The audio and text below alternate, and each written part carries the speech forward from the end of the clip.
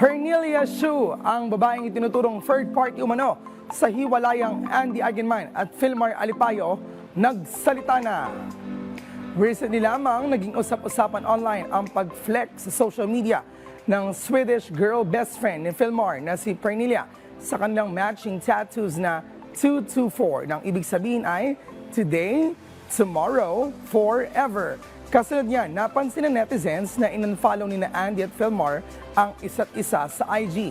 Ayon sa post ni Andy, ikinagalit niya ang ginawang pagpapalove couple tattoos ng kanyang partner at ng girl best friend nito na hindi man lang siya kinonsulta.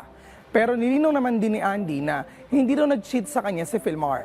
Ngunit dahil sa nangyari, nag-react dito si Pernilia through her IG account. Umapila rin siya sa publiko na sana ay maging kinder at huwag mangusga kung hindi pa nalalaman ang buong istorya.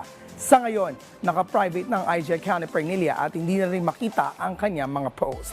Matatandaang sina Andy at si Filmar ay na-engage noong 2020 pero hindi na natuloy ang kanilang kasal last year dahil sa pagpanaw ng ina ni Andy na si Jackie Jose at sila ay may dalawang anak na sina Koa at Lilo.